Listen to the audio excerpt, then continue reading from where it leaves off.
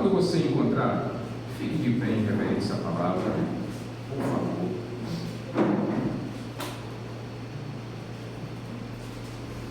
Eu não sei os irmãos, mas eu tenho sido mais uma vez muito abençoado com a história desse nosso irmão José. Todos encontraram, irmãos?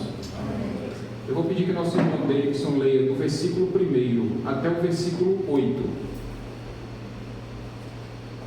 Ao final de 2 anos, o faraó teve um sonho. Ele estava em pé junto ao rio Nilo, quando saíram do rio 7 vacas belas e gordas, que começaram a pastar entre os juncos. Depois saíram do rio mais 7 vacas feias e magras, e foram para junto das outras, à beira do Nilo.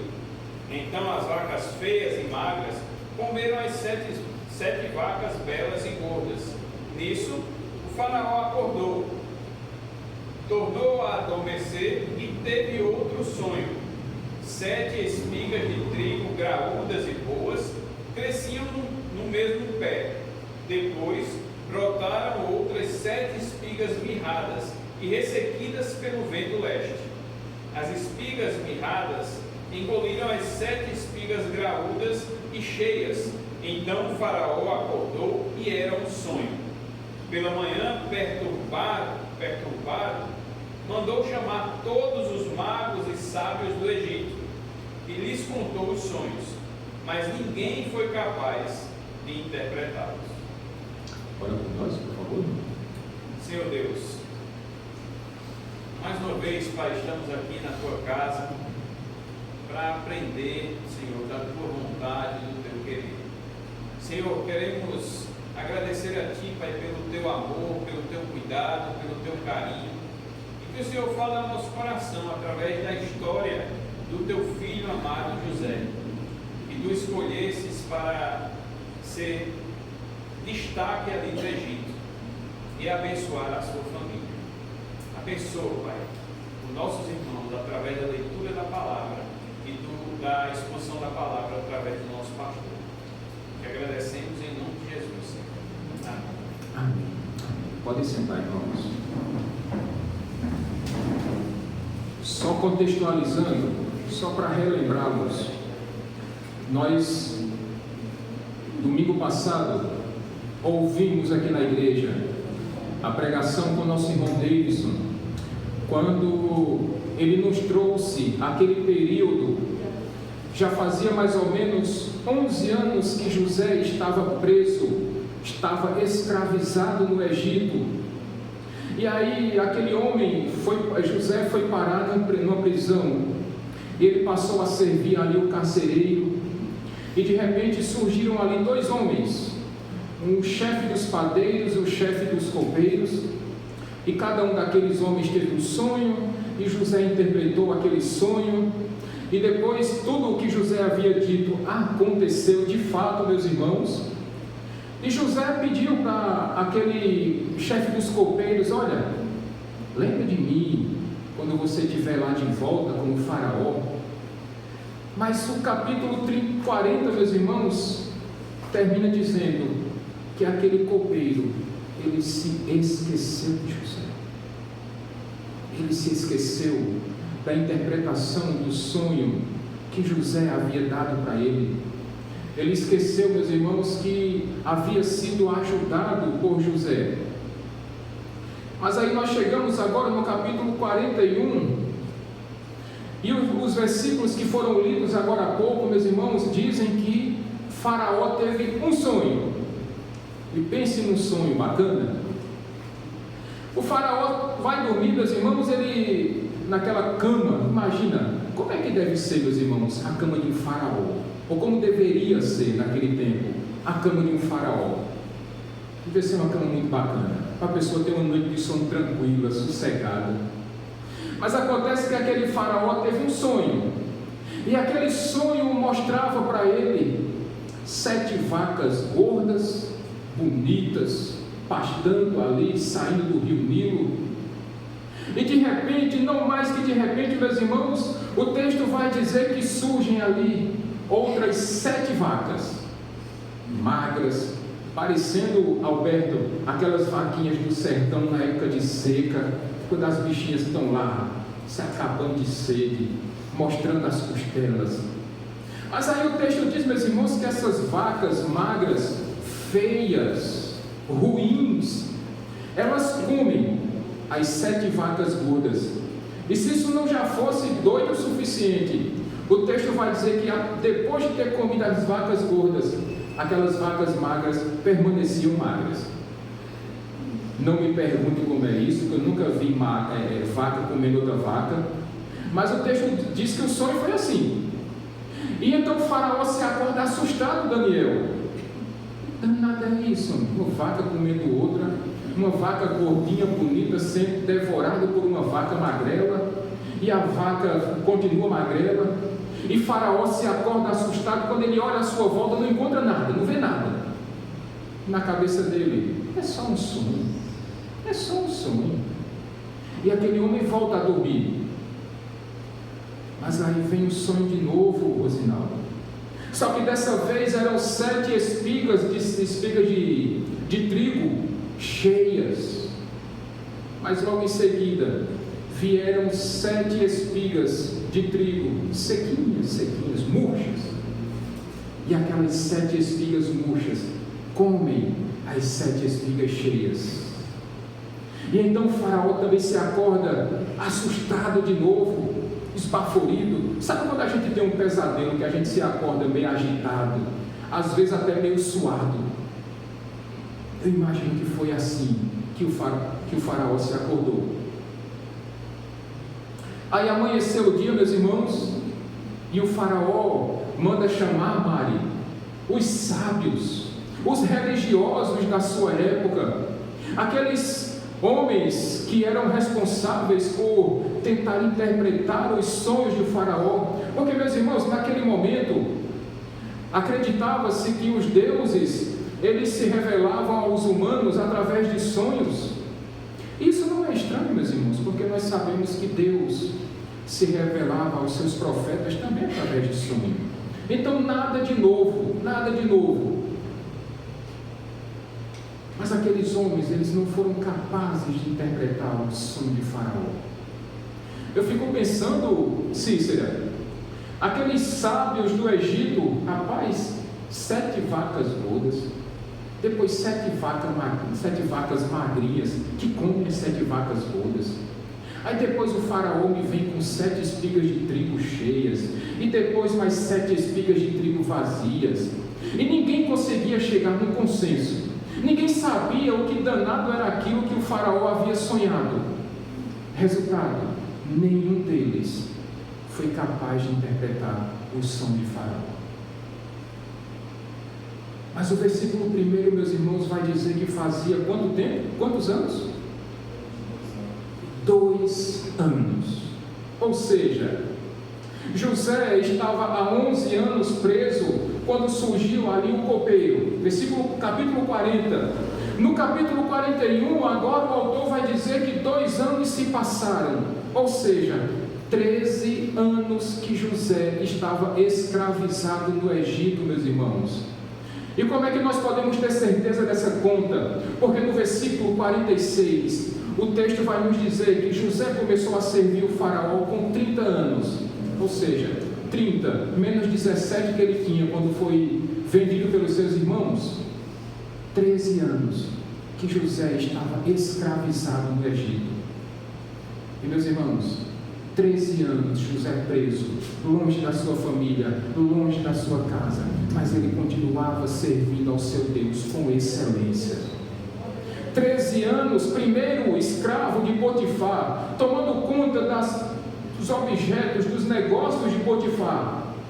Depois daquela acusação falsa de estupro, José foi para a prisão, e na prisão ele começou a servir o carcereiro com excelência, a ponto de ter sido colocado como supervisor da prisão, tomando conta dos presos. E José continuava servindo a Deus com excelência.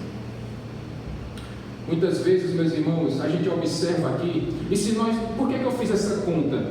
Porque às vezes a gente observa a vida das pessoas que nós olhamos à nossa volta, E a gente acha que a vida do nosso vizinho sempre é melhor, a gente acha que a grama do vizinho sempre é mais verde, que a casa dele é mais bonita, que a família ao lado é mais feliz, mas a gente esquece de olhar, meus irmãos, que muitas vezes, por trás daquele sorriso, já teve muita lágrima derramada.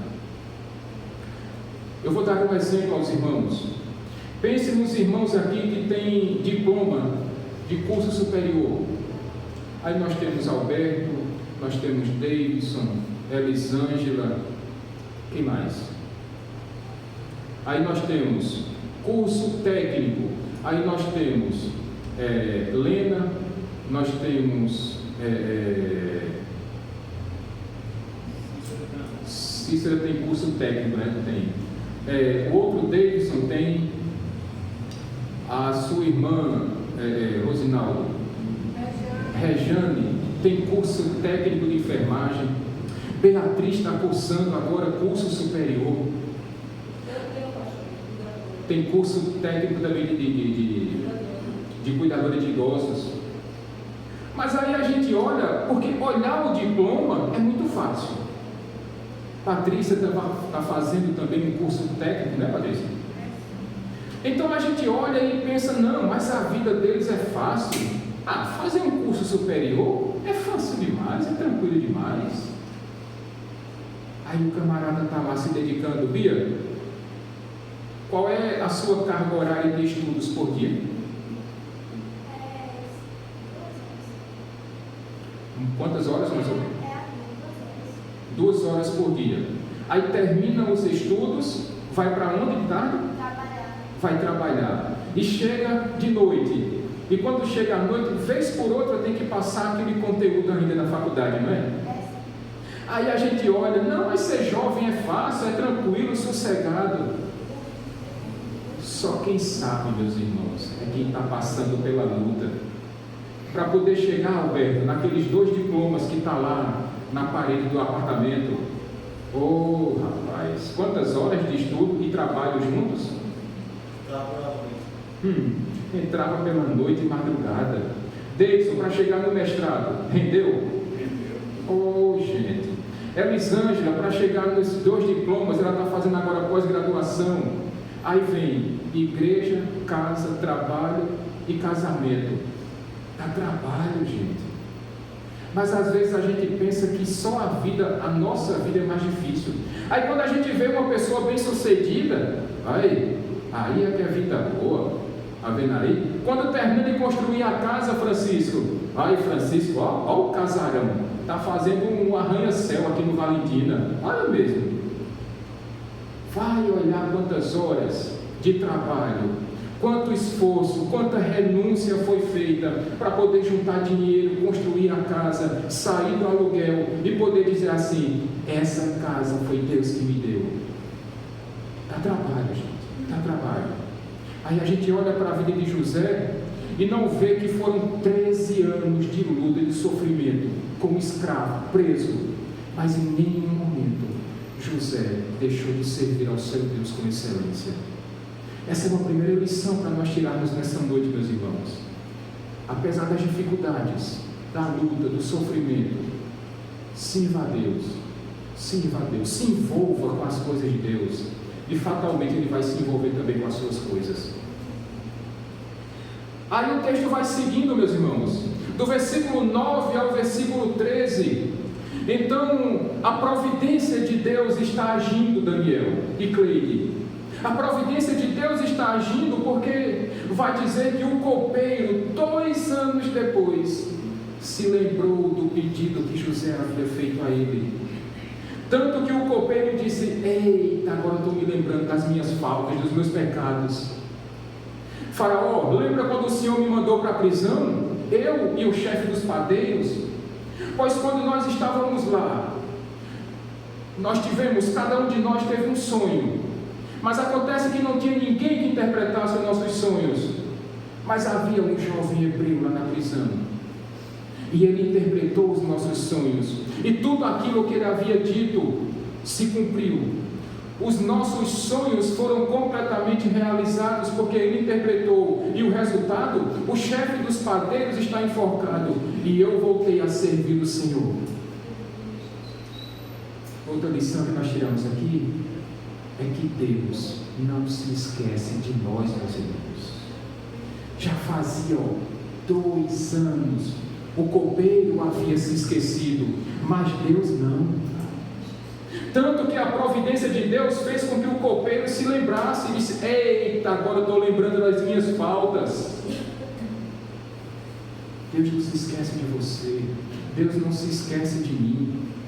O problema é que às vezes a gente é apressado demais. Agora, uma pergunta que não cala aqui, meus irmãos: em algum momento vocês encontram reclamações de José? Vocês encontram murmurações de José que dizendo: rapaz, Deus me esqueceu, Deus não gosta mais de mim. Aliás, o nosso coração enganoso faz com que nós comecemos a pensar: rapaz, eu acho que Deus está muito ocupado. Talvez Ele esteja cuidando lá da guerra da Ucrânia, talvez Ele esteja cuidando lá do pessoal que está morrendo de Covid, ou da epidemia, da varíola dos macacos, ou de repente Deus está mais preocupado com os furacões, com a neve que está sendo derramada lá na América do Norte. E o nosso coração começa a dizer: Deus se esqueceu de você, Deus não cuida mais de você não. Olha, eu acho que Deus, na verdade, Ele está tão assoberbado de trabalho que Ele está deixando você para segundo plano. Isso é mentira do nosso coração, meus irmãos. A providência de Deus, ela nunca chega antes ou chega depois, ela chega sempre na hora. A providência de Deus, ela chega sempre na hora, Davidson e Carol. O relógio de Deus, ele não é movido a corda não, ele não atrasa não e nem adianta. Chega no tempo certinho. O copeiro tinha se esquecido, mas a providência de Deus ia fazer com que no momento específico que Deus havia determinado, o copeiro dissesse: ei, é agora. Sabe por quê? Porque havia ali uma demanda. E que demanda era essa? O sonho do faraó precisava ser interpretado, mas Deus colocou José naquela prisão e fez com que aquele copeiro estivesse lá para ter um encontro com José, para no momento que Deus determinou, o copeiro dissesse: faraó, o seu sonho, essa demanda do Senhor que está perturbando a sua cabeça e o seu coração, ela tem jeito. Eu conheci um homem lá na prisão e que Deus capacitou com a interpretação de sonhos. Agora, nosso coração é enganoso e nos corrompe, meus irmãos, e nos tira do foco. Aí a gente começa a dizer: olha, eu vou me envolver mais com a obra de Deus, agora eu vou fazer um voto com Deus, e eu vou começar a servir a Deus. Aí quando a situação está assim, tudo complicado em casa, tudo complicado no trabalho, a família de pernas para cima, as finanças, a gente já não gosta mais nem de pensar, e a gente diz: eita Deus, é agora, vou me apegar com o Senhor, vou me agarrar com o Senhor, eu não largo o Senhor mais de jeito nenhum. Eu trouxe um exemplo um tempo atrás aqui, o camarada vinha para a igreja a pé, não tinha nenhuma bicicletinha, mas era um homem de fé, uma mulher de fé. Aí de repente Deus abençoa, aí a pessoa consegue comprar aquela barra circular, vermelhinha, ainda bota mais a bolsinha no meio do quadro, para colocar chave, câmara de ar, remendo estrela, para não ficar no prego. Aí a pessoa vai trabalhando, Deus vai abençoando e troca aquela bicicleta numa moto, daquela moto passa para um carrinho, de um carrinho passa para um carro maior, passa para uma caminhoneta, daqui a pouco o camarada está tão ocupado que ele já nem tem mais tempo de vir para a igreja, de servir a Deus.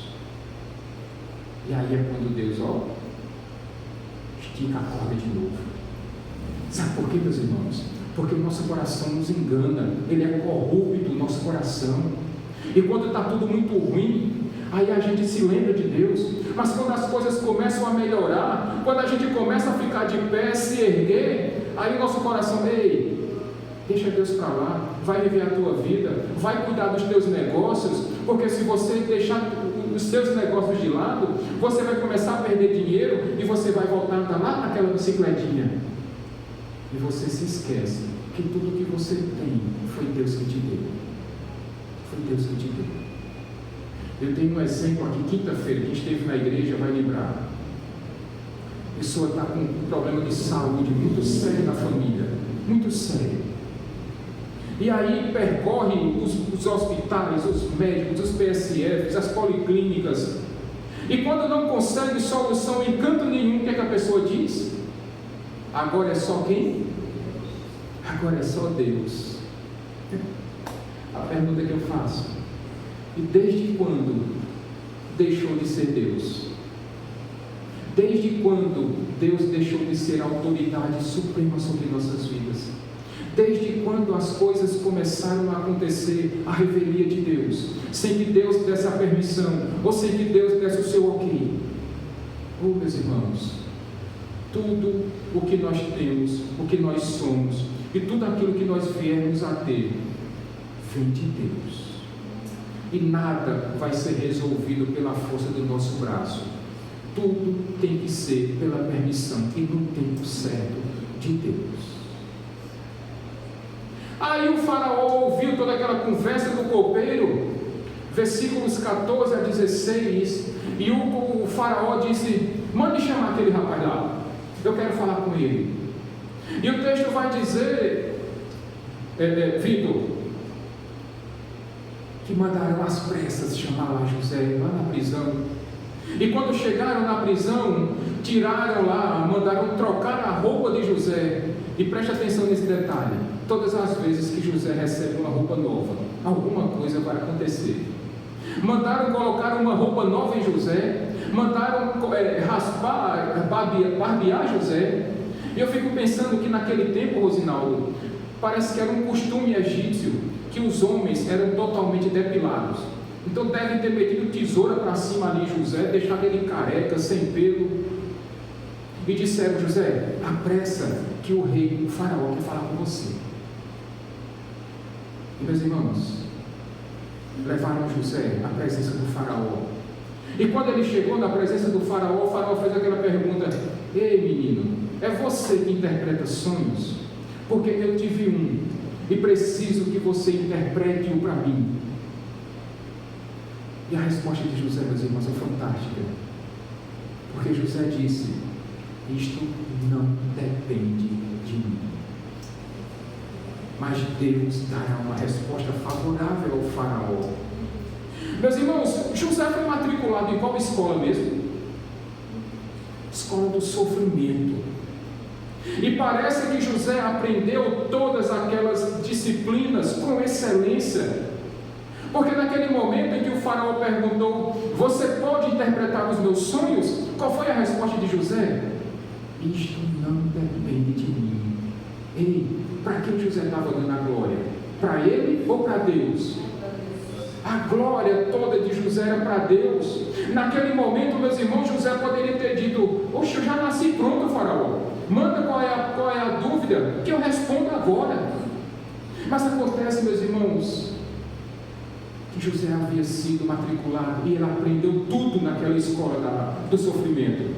José estava sendo humilde, porque talvez em outros tempos, na adolescência de José, ele poderia ter dito: oxe, é comigo mesmo, manda a pergunta que eu respondo na lata.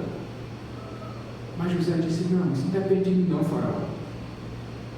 Somente Deus pode dar essa resposta ao faraó. Somente Deus. Como eu disse aos irmãos, o nosso coração é profundamente enganoso. Estava lembrando, preparando essa mensagem, meus irmãos, que quem já assistiu aqui aquele desenho da Caverna do Dragão? Tem uma turma aqui mais vintage, vamos dizer assim, que lembra daquele desenho da Caverna do Dragão. Já assistiu ele, Diego? Já. Diego e Vitor, já assistiram? Já. Caverna do Dragão? Até hoje eu ficava... Hoje não, porque eu já não assisto mais. Mas quando eu era moleque, eu ficava pensando: por que toda vez que aparecia a saída aquele danado daquele cavalinho sempre arrumava um problema, e eles nunca conseguiam sair daquele mundo, e sempre voltavam para socorrer o danado do cavalo. Diga, cavalo danado. E da mesma forma, meus irmãos, é o nosso coração. Ele sempre tenta fazer com que a gente puxe a glória para nós e não para Deus. É sempre para nós e nunca para Deus. Mas como eu disse aos irmãos, José aprendeu essa lição. Aprendeu perfeitamente essa lição. Vocês imaginam a cena? O faraó chega para José, Rosinaldo, e diz: meu filho, você é escravo. Faz 13 anos que você está preso aqui. Se você me responder isso aí, vocês acham que José ia ganhar pontos com o faraó? Muitos. Quando o faraó disse: olha, eu tenho um sonho para ser interpretado, mas não tem ninguém aqui que interprete para mim. Aí imaginou José agora? José poderia pegar aquela pergunta lá do faraó, dominar no peito e dizer: oxi, vou fazer meu nome junto ao faraó agora. É agora que eu faço o meu nome. Ele poderia, meus irmãos, naquele momento se autopromover na frente do faraó. Mas ele disse: eu não. Isso não depende de mim não, faraó. Mas é Deus que vai dar uma resposta favorável ao faraó. Isso sim, meus irmãos, é que é viver para a glória de Deus. Isso é dar um testemunho de que toda honra, toda glória e todo louvor precisam ser dados somente a Deus. E José aprendeu isso, aprendeu a ser humilde, aprendeu a glorificar a Deus em todas as circunstâncias. A lição foi muito bem dada a José, e ele estava pondo em prática tudo aquilo que ele havia aprendido durante aqueles 13 anos, meus irmãos. E o texto vai seguindo, porque do versículo 17 até o versículo 24, agora o faraó vai contar todo o sonho para José, vai relatar tudo aquilo que ele havia sonhado. E aí do versículo 25 em diante, agora José vai dar a interpretação daquele sonho. Versículo 25, José já começa logo dizendo: faraó, não eram 2 sonhos, mas era apenas um sonho. José continua dizendo ao faraó, lembra aquelas 7 vacas gordas? Eram 7 anos. Aquelas 7 espigas gordas representavam também os 7 anos. Mas aquelas 7 vacas magras representavam 7 anos. Aquelas 7 espigas murchas também representavam 7 anos. E aí José vai dizer ao faraó: olha, Deus está mostrando ao faraó o que é que ele vai fazer. Há um detalhezinho aqui, meus irmãos. O faraó era considerado a imagem do Deus encarnado para os egípcios. E olha o que José está dizendo: faraó, eu sei que você é Deus aqui, um Deus, mas o verdadeiro Deus está dizendo o que é que ele vai fazer. José disse ao faraó: olha, aquelas 7 vacas gordas, aquelas 7 espigas gordas representam 7 anos de fartura, muita fartura. Mas aquelas 7 vacas magrelas e aquelas 7 espigas murchas representam 7 anos de escassez de alimentos. E tem mais, faraó: toda a terra, não apenas o Egito, mas toda a terra vai sofrer 7 anos com uma fome tremenda, gigantesca, e todo mundo vai sofrer com isso. Depois que José interpretou aquele sonho para o faraó, aí vem, meus irmãos, a sabedoria de um servo de Deus. Porque do versículo 33 ao versículo 36, José vai dar um conselho ao faraó marinho. Ele vai dizer: olha, faraó, e eu vou dar uma sugestão para o Senhor. Escolha um homem sábio e criterioso. Escolha também supervisores e faça com que esses homens construam celeiros em todas as cidades do Egito. E todos aqueles 7 anos de fartura, 20% de tudo aquilo que for colhido, o Senhor vai separar, vai colocar nos celeiros. O povo vai até comer um pouquinho menos, mas quando vierem os 7 anos de escassez, toda a terra vai ter alimento e o Egito não vai passar fome. Aqui tem uma lição para a gente, meus irmãos, nessa noite também. Esse conselho que José deu ao faraó serve para cada um de nós nessa noite. Eu sei que a gente vive altos e baixos na vida financeira, mas talvez você esteja vivendo hoje um momento um pouquinho frouxo, um pouquinho folgado financeiramente. Eu sei que isso é difícil demais. Mas talvez tenha alguém aqui na igreja que esteja passando por esse momento, digamos assim, de bonança, de tranquilidade. E lembremos, meus irmãos, de separar um pouquinho. Olha, eu vou dar o meu exemplo, talvez seja o exemplo de todos aqui na igreja. Cai lá na conta, aposentadoria. Primeira coisa que eu faço, separo o meu dízimo. Segunda coisa que eu faço, pago as contas. Aí terceiro passo, quando acabou o dinheiro, aí é só esperar o mês virar de novo. Mas às vezes, quando eu junto a minha renda com a de Elisângela, às vezes dá para a gente sair para comer um pastel. Às vezes dá para a gente guardar um pouquinho também, embora que hoje está tão difícil. Mas talvez você esteja na condição de poder juntar um pouquinho. Lembre-se, se hoje está sobrando um pouquinho, R$10 que seja, guarda lá na poupança, porque quando vier um momento de escassez, aí você vai ter um pouquinho de recurso. Talvez muitos de nós passou por isso nessa pandemia, meus irmãos. Quem não tinha costume de juntar um pouquinho, eu sei que para quem ganha pouco, juntar dinheiro é difícil demais. Mas às vezes R$5, R$10 que sobra, ao invés de tomar aquela Coca-Cola, Diego, Vitor, Thomas, guarda aqueles R$5, põe lá na poupancinha lá. Daqui a pouco você vai ter dinheiro para trocar a moto, daqui a pouco você vai ter dinheiro para comprar a sua moto, daqui a pouco você vai poder trocar de telefone. E nessa pandemia muita gente sofreu, meus irmãos, porque não tinha esse hábito de guardar um pouquinho. E aí vieram lá aqueles meses de lockdown. E aí o que é que a gente ficava? Meu Deus, isso não passa logo.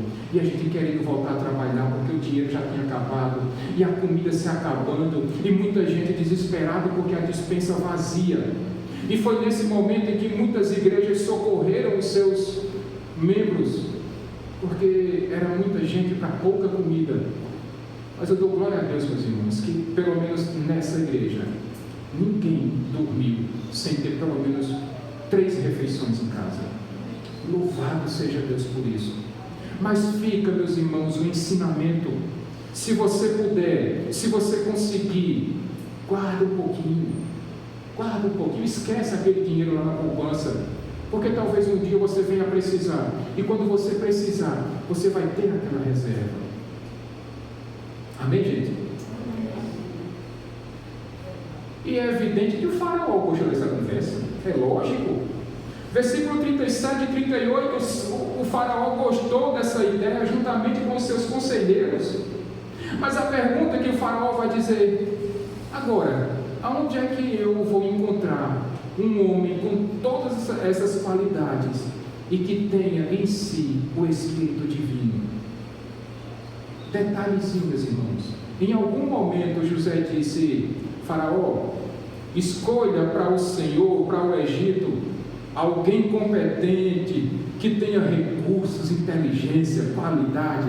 Em algum momento José fez isso? Não, fez não, meus irmãos.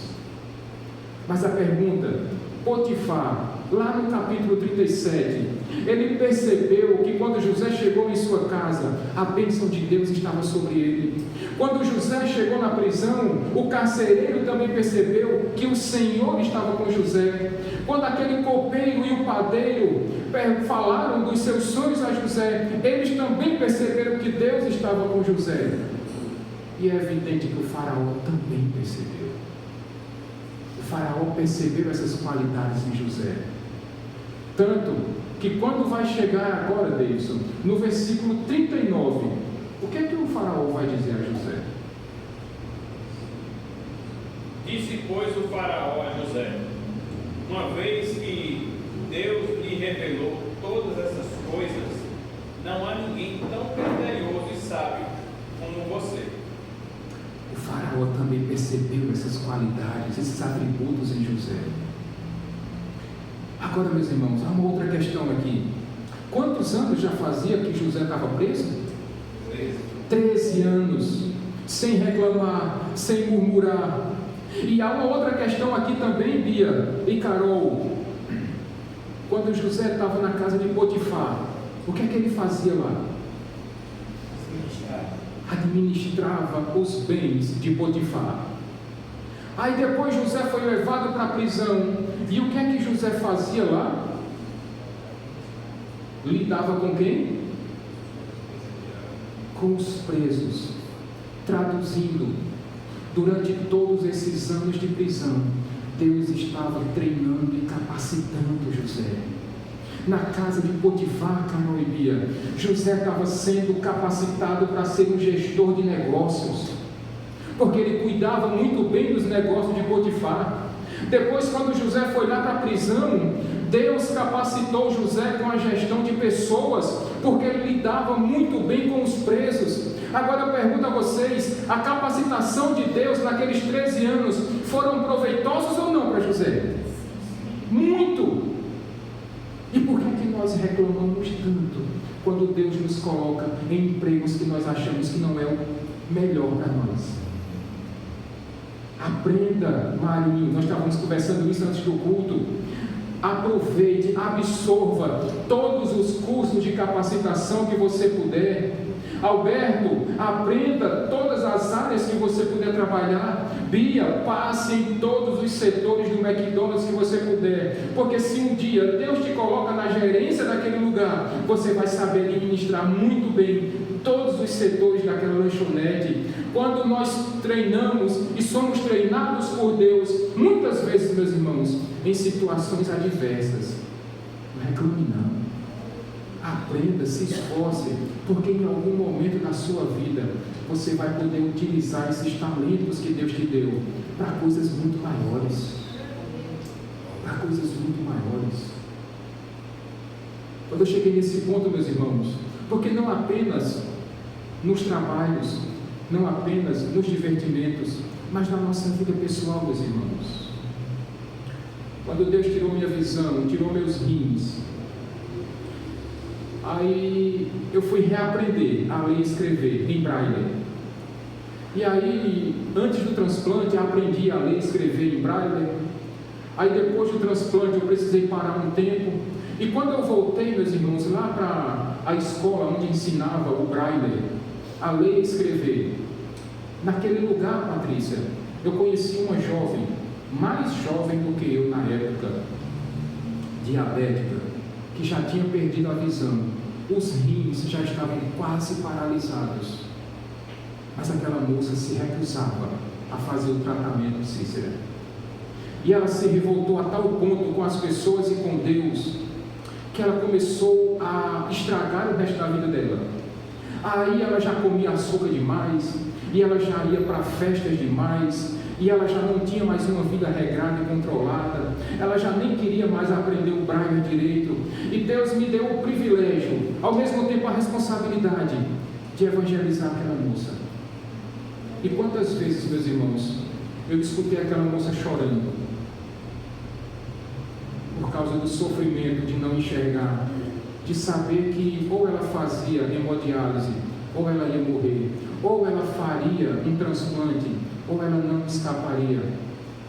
E quantas vezes eu vi aquela moça murmurar? Quantas vezes eu vi aquela moça reclamar, praguejar? E a palavra de Deus foi sendo plantada no coração dela. Até que chegou um momento, meus irmãos, que aquela moça entregou a vida dela a Cristo. E ela aceitou fazer o tratamento, irmã Dorinha, irmã Adelaide. E, para a glória de Deus, um certo dia, ela noivou, conheceu um rapaz, o rapaz endireitou a vida também. Mas teve um dia que aqui o noivo daquela moça ligou para mim. E naquela máquina de hemodiálise, Luísa, Deus levou aquela moça. Eu fiquei triste porque quando uma pessoa que a gente gosta morre, a gente se entristece. Mas ao mesmo tempo eu dei glória a Deus, porque deu tempo dela se arrepender dos seus pecados e deu tempo dela entregar a vida dela a Cristo. E os últimos dias de vida dela, meus irmãos, ela fez muita coisa que talvez na vida toda dela ela não tivesse feito. O exemplo que eu passo até hoje, quantas vezes eu já não precisei conversar com jovens que têm os seus pais divorciados e que se revoltam com Deus e com o mundo, assim como eu fui um dia na minha adolescência, na minha juventude. E eu não conseguia perdoar ninguém, eu já não chorava mais, porque o meu coração era tão endurecido. E foi necessário que Deus fizesse uma verdadeira transformação na minha vida, me desse um novo coração, para que hoje eu possa chegar em muitos jovens, assim como eu fui um dia, e poder entender toda aquela raiva, toda aquela revolta, mas ao mesmo tempo poder dizer: olha, Deus não se esqueceu de você não, Deus continua olhando para você, Deus está vendo, e todo esse sofrimento tem um propósito. Se Deus está trabalhando a sua vida na escola do sofrimento hoje, é porque lá na frente, certamente, Deus vai te capacitar para que você seja instrumento nas mãos dele, para poder abençoar a vida de outras pessoas. Assim como ele fez comigo, certamente, Deus está trabalhando na vida de muitas pessoas nessa igreja, em prol de um bem muito maior, meus irmãos, que é para que o nome de Deus seja glorificado, e que você seja usado por ele, como um instrumento, para alcançar a vida de tantas outras pessoas, assim como um dia ele alcançou a minha vida. Aí depois disso, meus irmãos, versículo 41, Davidson, por favor. E o faraó prosseguiu: entrego a você agora o comando de toda a terra do Egito.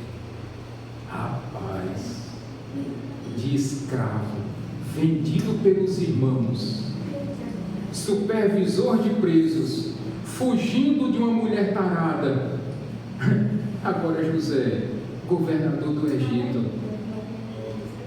Se nós fôssemos adeptos daquela teologia da prosperidade, meus irmãos, eu diria tranquilamente agora: quer ver, olha, se você um dia se você for escravo, se você é escravo, ei, Deus vai te fazer governador de Egito, Deus vai te colocar em cargos gigantescos.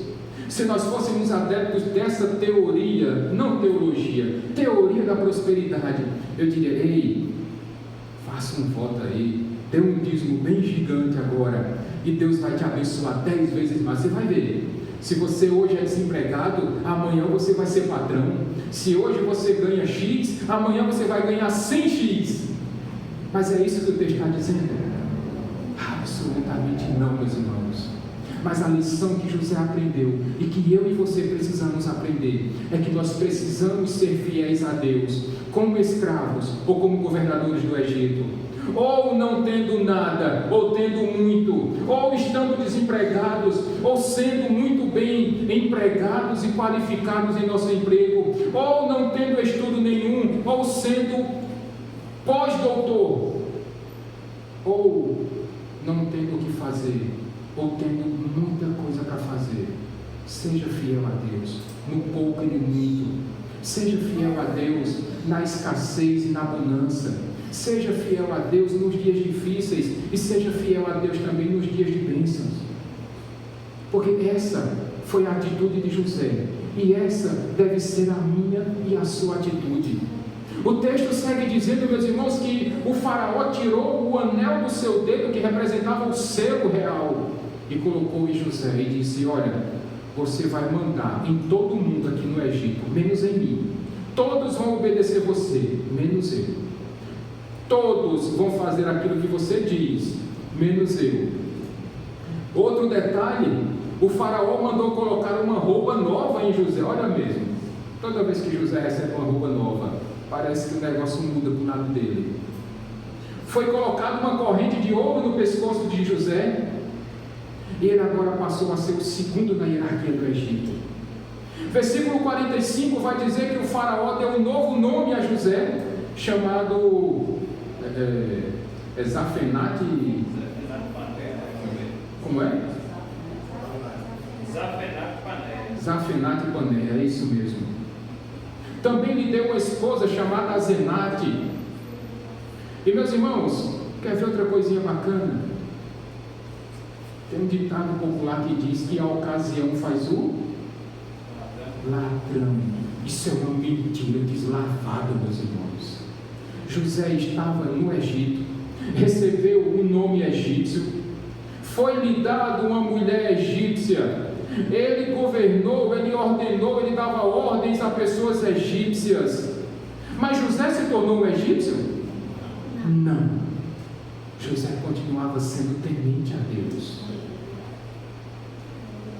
Francisco, você pode ter vindo da Colômbia, você pode ter vindo de uma cultura diferente, mas independente de você estar no Brasil ou você estar na Colômbia, você precisa continuar servindo a Deus do mesmo jeito, você precisa continuar sendo fiel a Deus do mesmo jeito. E como é que nós temos a certeza de que José continuava sendo fiel a Deus? Porque os filhos de José tinham nomes não egípcios, mas nomes hebreus. Versículo 50 vai dizer que José teve 2 filhos com a sua esposa, ainda no tempo de fartura. O primeiro filho de José, versículo 51, se chamava como, meus irmãos? Manassés, que significa: Deus me fez esquecer dos sofrimentos na casa de meu pai. Aqui é um conselho para a gente, meus irmãos. Você quer parar de olhar para o sofrimento? Olha para Deus. Você quer começar? Faça o contrário. Você quer começar a ver defeitos aqui na igreja? Pare de olhar para Jesus Cristo. Você quer ver como eu não sou o melhor pregador, o melhor pastor do mundo? Pare de olhar para Jesus Cristo e comece a olhar para mim. Você quer ver como a sua vida é complicada? Pare de olhar para Cristo e comece a olhar somente para o seu nariz. Você quer ver como o mundo é complicado? Pare de olhar para Cristo e olhe somente para o mundo. José estava olhando para Deus, por isso ele disse: Deus me fez esquecer o sofrimento que eu passei na casa do meu pai. Versículo 52, ao segundo filho, José chamou de Efraim, ou seja, Deus me fez prosperar na terra do meu sofrimento. E há outro detalhe aqui, meus irmãos. Quantas tribos eram mesmo de Israel? Quantas foram as tribos? 12. Mas procure o nome José em alguma dessas tribos e você não vai encontrar. Porque ao invés de você encontrar a tribo de José, você vai encontrar a tribo de Manassés e a tribo de Efraim. Sabe o que é que nós aprendemos com isso? José era um homem ocupado? Demais. Governar um país dá trabalho. José continuava sendo escravo, meus irmãos. José precisou cuidar daqueles celeiros, de pegar os 20% da produção de todo o alimento que foi produzido naqueles 7 anos de fartura. Mas José ainda teve tempo. Francisco, Davidson, que são Francisco, pai de filho pequeno, Rosinaldo, pai de filho pequeno, Davidson, quando seu filho ou filha vier. José não abriu mão da educação dos seus filhos, mesmo com todo o trabalho que ele tinha, mesmo com toda a ocupação que ele tinha. Ele não repassou a responsabilidade de educar os seus filhos para a esposa, porque senão aqueles meninos aprenderiam coisas da cultura de qual país? Do Egito. Mas pelo contrário, eles tanto aprenderam do seu pai, que 2 das 12 tribos vieram a ser chamadas pelos nomes dos filhos de José. Ele ensinou, meus irmãos, a lei de Deus para os seus filhos, mesmo estando em terra estranha, mesmo trabalhando demais, mesmo estando lotado de coisas para resolver. Mas a responsabilidade dos filhos, de educar os filhos, pais, são vocês, e Deus vai cobrar isso de vocês. E finalmente, meus irmãos, concluindo esse texto, que é um dos mais longos, o que é que vai dizer, Davidson, do verso 53 a 57?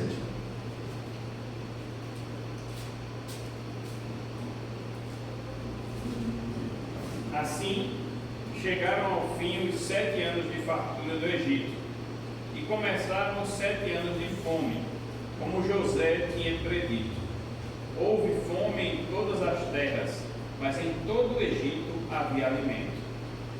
Quando todo o Egito começou a sofrer com a fome, o povo clamou ao faraó por comida, e este respondeu a todos os egípcios: dirijam-se a José e façam o que ele disser. Quando a fome já se havia espalhado por toda a terra, José mandou abrir os locais de armazenamento e começou a vender trigo aos egípcios, pois a fome se agravava em todo o Egito. E de toda a terra vinha gente ao Egito para comprar trigo de José, porquanto a fome se agravava em toda parte. José mandava em tudo, meus irmãos. Agora vocês percebem a providência de Deus. Quando tirou José da casa de seus pais, levou José para o Egito. Durante 13 anos, Deus capacitando José, dando habilidades a José, para num momento determinado por Deus, José ascender a ser o segundo homem mais influente do Egito. E todo aquele mal que os irmãos de José fizeram a ele, Deus transformou em bem. E foi por causa da misericórdia de Deus, da providência de Deus, que não apenas o Egito, mas toda a terra conhecida naquele momento, meus irmãos, não passou por uma fome avassaladora. Deus nunca perdeu o controle da história, meus irmãos. E tudo o que acontece já foi determinado por Deus. Por isso, como pequenas aplicações para nós finalizarmos definitivamente o culto dessa noite, aprendamos, meus irmãos, a depender totalmente de Deus. Deus nunca perdeu as rédeas da história. E tudo o que acontece é porque houve a permissão de Deus. Segunda aplicação, tudo que nós fizermos, meus irmãos, precisa ser sempre para a glória de Deus. Aprendamos com José, que não quis puxar a glória para si, mas puxou a glória sempre para Deus, para Deus, para Deus. E finalmente, a virada de chave na vida de José fez com que ele entendesse que aquilo ali não era castigo, mas era uma capacitação de Deus. Por isso, esses momentos complicados que muitos de nós estão enfrentando, entenda que Deus está te capacitando.